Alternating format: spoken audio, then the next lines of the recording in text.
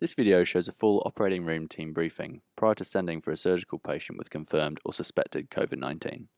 Leading up to this briefing, extensive tasks have already been completed, including surgical consultation with the patient by a surgeon experienced with a relevant procedure, electronic anesthesia review, initial planning by the operating room coordinator team, staff allocation, completion of the operating room preparation document including setup of donning and doffing stations, completion of the various anesthesia equipment and drug checklists. In this example, the briefing is led by the anaesthetist, although it could also be led by any experienced member of the perioperative team. Kia ora koutou. Is everybody here and ready to start the briefing? Yes. Yeah, great. Before we get started, I just want to remind everyone today, if you have any concerns, please speak up. And during the briefing, if you've got any questions at all, again, just jump in. Okay. So why don't we start with introductions? My name's Liz and I'm the anaesthetist. I'm Jason, I'm the anaesthetic technician who'll be working inside. I'm Midgie, I'm the outside tech runner. I'm Anna, I'm the anaesthetic registrar. I'm Priya, I'm the doffing buddy. Oh, so Priya, as a doffing buddy, are you inside or outside the theatre? I'm outside the theatre, but inside, Olivia and Christian will help you to remove the gown and gloves. My name is Christian and I am the circulating nurse inside the theatre. I'm Edwin and I am the nurse runner. I'm Martin and I'm the inside HCA. My name is Vika, I'm the clean head CA. I'm Mike and I'm the surgeon for this case. I'm Katie and I'll be the door buddy assisting with donning. I'm Olivia and I'm circulating nurse 2. I'll be inside and part of the airway team. Hi, I'm Emma. I will be the scrub nurse. Just letting you guys know this will be my first COVID case, so just bear with me. I am a little bit anxious. Well, thanks for letting us know. And again, just ask anything you want to during the case. I'm Megan, the PACU nurse. I may not be the one who's actually recovering the patient, but I'll hand over all the relevant information to whoever does. Thanks, Megan. At this stage, I'm planning to recover him myself fully in theatre, but we'll call recovery if that plan changes. Good. Before we move on, is there anyone else that's missing that we need to brief after this? Everyone's here. Good. Thanks. Okay, so patient details. Mike, can you tell us what you know, please? So our patient is Mr. Singh. He is 68 and he came into hospital this morning with abdominal pain and he's had a CT showing that he's got a bowel perforation. It's likely to be the large bowel and we think from diverticular disease. So our plan for him will be a laparotomy and probably a Hartmann's resection. With regard to his COVID status, he came to the country from overseas just over 2 weeks ago and was in managed isolation, which he's been out of for 2 days, having been swab negative on release from there. But he has got respiratory symptoms and he's come from a high-risk environment, so we are treating him as if he's a high likelihood of COVID, so he's on the red COVID pathway. Okay. One of my colleagues has been to review him a couple of hours ago, and his comorbidities are hypertension and paroxysmal AF, for which he's on metoprolol and reasonably controlled. And to add what you said about COVID status, he does have a cough and a fever at the moment, and on his chest x-ray there's right, mid and lower zone consolidation. Yeah. And how about the surgical plan? So we'll be doing a laparotomy straight to open, no laparoscopy first. I think position-wise we'll be supine with legs up, and it's likely, as I said, to be a Hartmann, so we need to be prepared for a colostomy and probably a rectal tube at the end of the operation. Retractor-wise, if we can have a large and an extra large Alexis and the ligature available, please, for the case. Cool. Would you like the patient positioned on a beanbag as well? Yeah, that'll be useful because we'll probably need a bit of tilt and head down for that, and as well flotrons when he's up in the yellow fins. Cool. Vika, I'll get you to get the yellow fins and the beanbag. Yes. Thank you. Good. What was his weight? He's 89 kilograms, so he should be fine for normal transfers. I don't think we'll need a hover mat for him. Thanks, great. Any other questions about the surgical plan? All right, so in terms of the anaesthetic plan, we've already had a mini huddle, and our working plan is a general anaesthetic with a rapid sequence induction. We will just have standard monitoring and an arterial line. We'll be following the COVID intubation process. So we'll have minimal staff in the theatre, so it's just Jason, Anna, myself, plus Olivia. And I'll be doing the intubation. Anna, you'll be the third airway person reading the process out to us. Good. As it stands, we don't expect to have any airway difficulties or problems with induction, but we do have our emergency boxes with equipment and drugs in the room. Good. Anything else on the anaesthetic plan? Any questions? Any plan to put in a central line? Good question, Jason. At the moment, we don't plan to put in a central line, but if we do run into instability at induction, then what we could do is, after the 10-minute stand down, Anna, if you wouldn't mind doffing with help, and then if you go back around and scrub, and then you can come in sterile with a central line trolley and put in a central line at that stage. Trying to think practically what it looks like, I would leave via Priya's door, come around, scrub, and then come back in. Is that right? What do I do with the mask and things? What you do is that you could keep on your N95 and your face shield, and just have the theatre, Olivia and Christian assist you with taking off your gown and gloves. When you get outside the theatre, you will then just need to complete hand hygiene with Priya, and then come back and I will assist you with re-donning and, or you can scrub, yeah. And then Miji and I will make sure that the central line trolley is set up, ready to go, and come in with you when you come back in.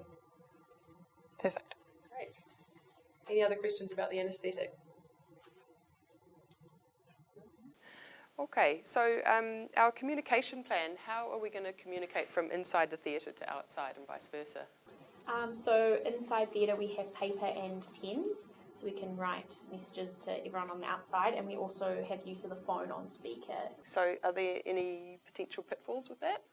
Have we considered relevant phone numbers hooked up or written outside and inside the ORs? Yeah, I'll have a list on the door as the buddy for all the relevant people that we might need to contact, and we'll also have some numbers inside the theatre. Cool. So we're clear about that then? Yeah, thanks. So we move on to staff processes now. Katie, would you mind taking us through what happens with the donning and doffing areas and the traffic through the OR? Everyone will need to come into the theatre via the donning area, which is in the scrub bay. So I will assist you with donning PPE. You need to remove all of your personal items before then, and you will then go into theatre. With the doffing, Christian and Olivia will assist you in theatre to remove your gown and gloves, and then you'll exit via the sluice room door to have final doffing with Priya. And you just really need to bear in mind that we can only do this at one person at a time, so just be patient, it can be a little bit slow. Okay, thanks. Has the OR preparation checklist been completed? Yes, we've completed it, it's all good to go. And have we removed personal possessions like phones and jewellery? I'll check that as well when everyone's donning. Thanks. Okay, a reminder for everyone to go to the toilet because we could be in the theatre and available for quite some time, and probably a good idea to have a drink and a snack as well before we get going. Any questions about processes? No, all good. And what are we going to do about specimens?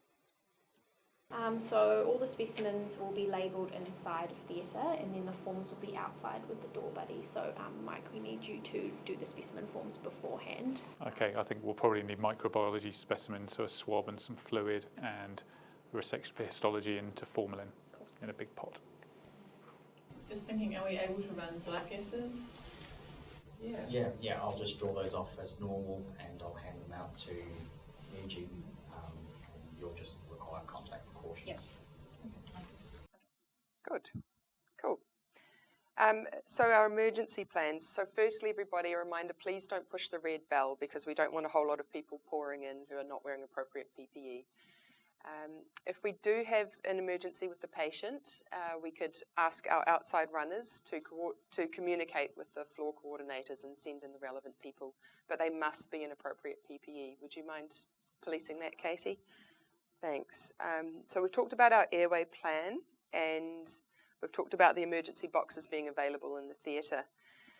In terms of the defibrillator, that's outside on a trolley, and so if we did have a cardiac arrest situation or an arrhythmia and felt we needed a defibrillator, I'm happy for that to be pushed in the main entryway, even during the 10-minute stand down. All right, good. Now, staff emergencies. So if we have something mild that we can deal with inside the theatre, we'll do that. If it's something more major and we need to move somebody outside, then again, for help, we could get some other staff members to don their PPE and come and help. If you are feeling faint or sick, speak up early. That's fine, and we can deal with that. Okay. Now, there are no limits of care for Mr. Singh, so we would actively treat any conditions that arise. And what about what's happening around the rest of the theatre environment? Are there plenty of staff available? Yeah, it's just all the normal Tuesday lists are running. We've shut down one general theatre to staff for this case, but otherwise staffing on the floor looks good. Okay, so it's time to do the walkthrough using the flow chart. So we just make sure that we've covered everything off. We've done our initial planning stages and we're preparing for the patient arrival with the team brief. So the next thing, the airway team's going to peel off and do an intubation briefing, and then our patient collection team will depart. So that's going to be Olivia, Martin and Antoinette, correct? Good. If we could ask our donning and doffing buddies to be in place and runners also in position outside, and us as the airway team will don first and then come into the theatre awaiting the patient arrival. When he comes in, we'll do the sign-in and the anaesthetic consent. We'll then have our minimal staff in for intubation, and we'll follow the process. And then we'll observe our 10-minute stand down. So Mike, you mentioned that he's going to be in the Lloyd Davis position. Would you be happy for the 4 of us in theatre to get him in position? Yes, that's fine. Fairly routine positioning. Fantastic. Yeah, so I'm happy with that. Great, yeah, we're happy with that. Good. So in that case, during the 10-minute stand down, you could be donning, ready to come in after that. And then you come in and prep and drape, and we'll do our timeout and go ahead with surgery. At the end, we'll do our sign out as normal, and then we'll have a team debrief. We'll fill the case cart and move it out of the theatre. And if we could ask the scrub team surgeon to remain in the theatre to help us move him onto his bed at the end, and then you guys can then doff and move outside. So once you've all exited, we'll again have our team of 4 inside the theatre, and we'll carry out our extubation briefing and extubation process and observe the 10-minute stand down again. So I'll remain to recover him fully, and once he is ready to go back to the ward, we'll call the ward nurse to come and collect the patient. If we could ask the door buddies and runners to remain outside for the whole recovery period, please. Once the ward nurse arrives, we'll get him or her to be donned, and the outside runner will hand over the documentation, and I'll hand over to the ward nurse inside the theatre. And then the patient will leave with the transfer team back to the ward, and at that stage we can do our manual or our red clean. Has the red clean been booked? Yes, it has. Wonderful. Good. Anything we've missed out in that? No, don't think so. Okay. Any general questions, concerns or comments about the process? Fantastic. So the last thing we do is just go around, and everybody, if you could identify what tasks you still need to do before we can go and get the patient. So I'll be doing the intubation briefing and then getting don the PPE. We've checked all the boxes, all the equipment's good to go.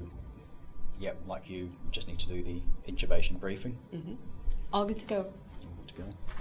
I just need to draw up drugs, and I'm going to run to my locker and leave my stethoscope there, and then I'm ready. I'll just go and check the doffing station if it's ready for us. We'll just grab our remaining equipments and consumables, and then we're good to go. I'm just going to go put my belongings in my locker, then I'm ready to go. I'll go collect the patient when he's ready with the nurses. I just go and get the yellow fin and the bin bags ready. Okay, I just need to fill in some forms for histology and microbiology and ready to scrub. Yeah, and I'll just confirm that our donning station and equipment's all good to go. I will participate in the airway briefing and then go and get the patient. I'm going to go scrub and set up my trolley. I'm going to go hand the relevant information over to the PACU coordinator. Oh, thanks everyone. Just a reminder, at the end of the case, please fill out the COVID pathway audit that we've got going. And we're ready to go. Let's do it.